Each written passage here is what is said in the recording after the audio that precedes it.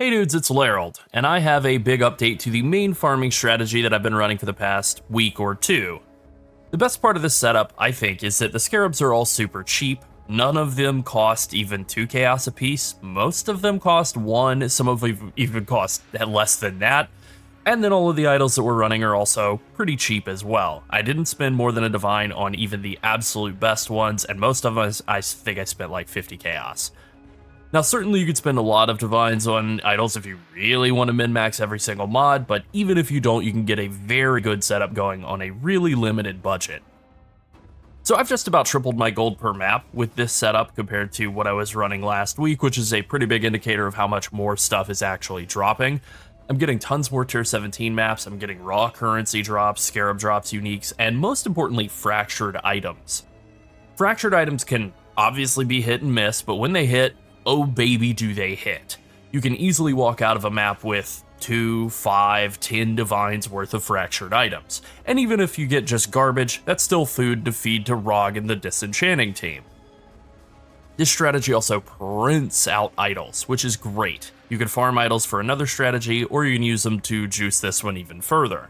You could throw them all in a 50 chaos dump tab like I have done and just make easy money that way. I had to turn D&D on for this recording because I keep getting lit up for people who want to buy idols. I think I've made like 5 divines in the last 20 or 30 minutes while mostly AFK in my hideout just outlining my script. Someone even messaged me to buy a 1 divine idol while I was writing down that last sentence that I just said. No cap.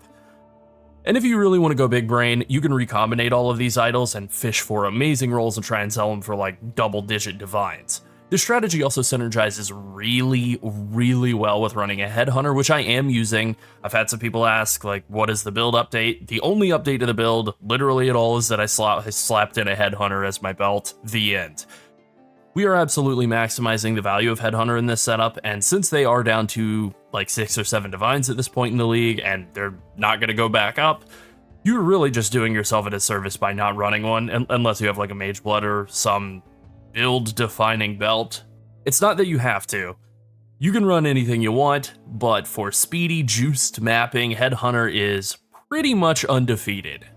The gameplay loop of this setup is also just super simple. You click the monsters until they're dead, then you click the loot until you're rich. Pretty easy. Alright, let's get into it. So the strategy is a natural progression from the last 2 farm strategies we've put out in Phrecia League. We're using shrines to add a lot of monsters onto our maps and boost our clear speed. We're using delirium to add more monsters and make all of them juicier. And then we're adding a lot of map mod effect from our relics to boost the juice to its maximum. Our idols, I should say. We can run this strategy in a couple of different ways. It's amazing for farming 8 mod maps, which is primarily what I've been doing because I like farming maps. But you can also scrap all of that and just farm more bubblegum currency, more scarabs, more fractured items, more idols. As for which map you want to run, that is up to you. I really think Dunes is the best. That is pretty much what I'm doing, but I'm kind of bouncing back and forth between Dunes, Mesa, and tier 17s. I am self-sustaining Fortress map, and because I'm self-sustaining that, I'm pretty much exclusively running that as my tier 17. That's okay though, it's the best tier 17. It's also the fastest, the boss is the least annoying. It's not that you can't run the other tier 17s, they aren't as good. There's no reason to do them.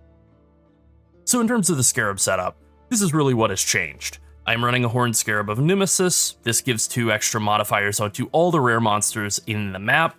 This makes them all more dangerous, but also more rewarding, and then we're able to take advantage of that with Headhunter, stealing the buffs from the monsters when we kill them. Now we are stronger, blah blah blah, right? This is a pretty classic combo. Headhunter was introduced in Nemesis League. You know, it all synergizes together pretty brilliantly. Now, in order to get more rare monsters into the maps, we're running 2 Scarabs of Adversaries. This just has beautiful synergy with the Nemesis Scarab and feeds into the Headhunter even harder. The Adversary Scarabs add 4 packs, but they add mirrored rare monsters, so it's 2 rare monsters per pack, so 8 rares per Scarab, so 16 rares just between these 2 Scarabs. That's pretty crazy. That is like an unbeatable combo in terms of adding in more guys into your maps, and this is a combination that has been used quite a lot in Settlers League, and I believe all these Scarabs existed in 324 as well. And yeah, this is just really, really popular in both of those leagues because it is such a way to just instantly turn on a bunch of drops in your maps. Then you have a choice of what you run for your other 2 Scarab slots. I've been running a combo of Cartography Scarab, of Escalation and Corruption, and then using 8 mod maps, so, this is a pretty classic 8 mod map, or you could do tier 17s. Generally speaking, you would want to run ones like this one that have more maps as one of the modifiers, and all of the map modifiers that are on the map, of which there are, 6? You're going to get 60% increased maps, but then that's going to multiply with the more maps from it being a tier 17 map, and then also that is going to be multiplied by all of the map mod effect that we get out of our idols. And then you don't want to just get more white maps, you want to get your maps to drop as 8 mod corrupted maps. This doesn't affect tier 17s at all. If a mod map rolls into a tier 17, then it's not going to be corrupted. This isn't going to do anything negative for getting those. However, if you run singular focus, that will mean fewer tier 16s will drop. We're not doing that with our idols at all, but just as kind of a heads up, if you run singular focus, you will get fewer tier 17s. It won't eliminate them all, but it does mean fewer natural tier 16s will drop, and thus fewer tier 17s. This is something I've kind of waffled on back and forth in the past, but a lot of people have tested, and it does seem to be that is the case. So this is the setup I've been running, right? These 5 Scarabs, bing, bang, boom, do tier 16s with them, do tier 17s with them, especially more maps tier 17s. Pretty great. Like, that on its own works really well. However, if you don't care about maps, maybe your tabs are all full, you're not interested in selling them to people, and you have more than you can spend, you can run a Scarab of Monstrous Lineage because we are using shrines and they're adding a lot of magic packs, so you're going to get a lot of extra monsters to kill by adding a Monstrous Lineage in and just increasing the magic pack size throughout the maps. And then you can also run an Influencing Scarab of Hordes for more influence pack size. This will give you more altar mods to play with, and that'll obviously add a lot more quantity and rarity into your maps if you take player mods, which you should generally try to do. Even if you take minion mods and you just get like more chaos orbs or whatever, that can be good too. If you're doing Eater of Worlds, you might be able to get some divine shrines. That could be pretty dope as well. In any case, there you go. I think that's 2 very competitive Scarab setups. I have played around with both. I found both of them to be pretty rewarding. I just kind of prefer maps. That's me. Now, as for idols, I have changed them up quite a bit. So what I am doing with my Conqueror idols, as you can see, I'm now running 4 of them, is I am trying to get a couple of very specific things on a pair of them. I am trying to get an additional random shrine effect on one of my Conqueror idols, and then you don't have to get the chance for shrines to be a covetous shrine, but it does mean more quantity and rarity. And, you're going to be having a lot of shrines in your maps, so it's definitely a good thing to get. So I would say if you can get that on one of your Conqueror idols, definitely go for it. Then the other thing that we're looking for on all 4 of our Conqueror idols is that prefix, increased effective explicit mods on your maps per explicit mod. So there are 2 potential map mod effect prefixes on Conqueror idols. The other one scales with map quality, which is fine if you're just doing straight tier 17s and you're rolling them all yourself, or if you're doing tier 16s but you're hand rolling them all, but that's pretty time consuming. If you're using Cartography Scarabs of Corruption to get naturally generated 8 mod maps, they're going to have no quality and there's no way to scale that up, so that mod would be worthless, but it is quite expensive because it's good when it works, so you want to make sure that you're getting the correct version of explicit map mod effect. Then my second Conqueror idol, shrines are guarded by at least 1 magic pack. I think that one's pretty self-explanatory. I also got a lot of Mirror of Delirium chance on this, which helps because we are also doing some delirium juicing in here as well. Not a huge amount, but a little bit of delirium juicing, and I'm generally getting like 5 to 7 rewards out of every map. Then the other 2 Conqueror idols, I'm still going for explicit map mod effect, and then I am just simply going for 2 additional shrines as the other prefix on those. And then, if I can get anything useful, I think in these cases I really haven't gotten anything useful out of the suffixes at all. It's okay. Obviously, it would be better if I could get more chance to be a covetous shrine or something like that. But, I'll settle for the 2 additional shrines. Those do stack. I think I get... your maps contain 5 additional shrines. I'm getting 2 out of each of these 2 2x1 or 2x2 idols, and then I have one additional shrine out of one of my 1x3 idols. Obviously, it would be better if I could get this on all of the 1x3 idols, but you know, it's okay. It is what it is. So on the 1x3 idols, I am going for really two modifiers. I'm going for shrines in your maps have a chance to be guarded by an additional pack of monsters.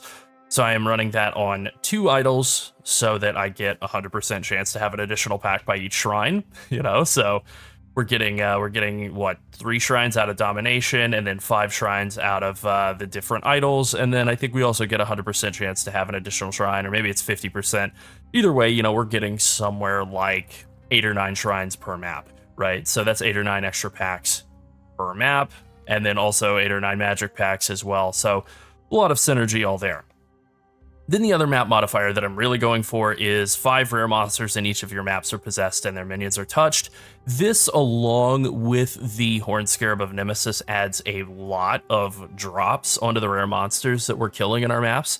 You know, just a lot of extra stuff. It does make them more dangerous, again, but that's what the Headhunter is for. You know, once you kind of start rolling that snowball down the hill, it's pretty much all over for all the monsters in the maps. You know, you're gonna flatten them all. Now, the one thing that I would love to have on all of these as well is just a flat, explicit map mod effect roll like I have in the prefix on this idol. Ideally, it would be 5 rare monsters are possessed and then 8% increased effective explicit map mods. That would be the ideal setup on all of these, but, you know, it's kind of been hard to find them, so I've been settling for, like, rarity. That also works. You know, the chance to get an additional shrine, or 100% chance, I should say, also is one that I kind of want to weave at least one in there. So, you know, I have played around with this. I think for any setup where I'm not going for maps, I have dropped out my 1x1 idols and thrown this in there, and I have found that I got more stuff. I felt ultimately that I got less currency per hour total if you include the value of maps, because maps are actually pretty valuable. Then the other modifier that I'm really going for off of these 1x3 idols is just delirium stuff. Just simply, delirium scales faster with distance from the mirror. Delirium fog lasts longer before dissipating. Chance to have a mirror of delirium. Delirium scales faster with distance from the mirror again here.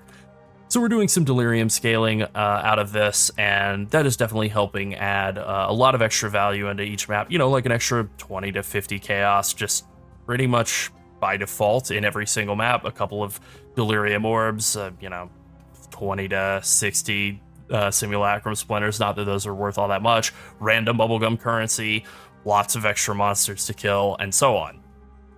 And then I've dropped all the 2x1 idols out entirely. All they really added was increased effective shrines, which is great. Like, I really liked it. However, I think it might apply to monsters, even though it doesn't say that. I think it says that it only applies to players, but I did run a tier 17 map that had a random shrine debuff, or buff, I should say, on the boss.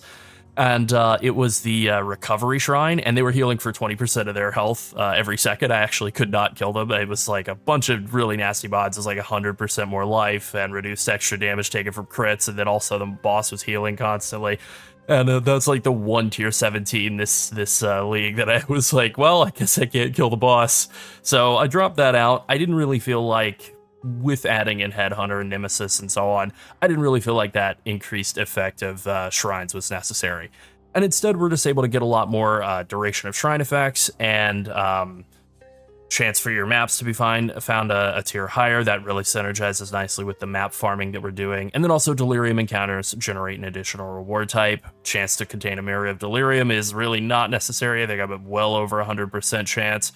This modifier up at the top of this 1x1 idol, your maps contain 3 to 5% more monster packs consisting of difficult and rewarding monsters. This is obviously very good. It is an expensive modifier, so you definitely don't have to add it into your maps, but if you can get it, that is probably the most important modifier to get on your 1x1 idols.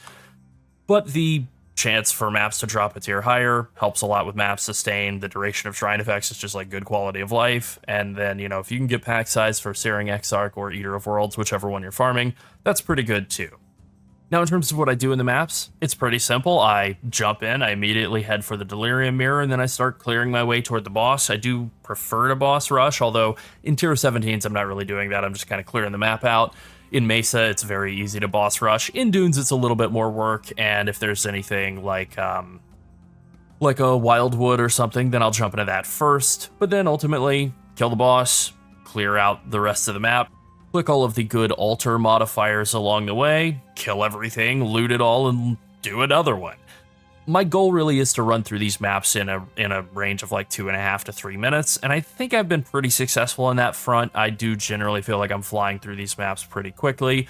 I'm not making the Delirium Mirror last all the way to the final drop on average. I'm just trying to like rush through the map as quickly as I can, and the Delirium Mirror, whatever happens, happens.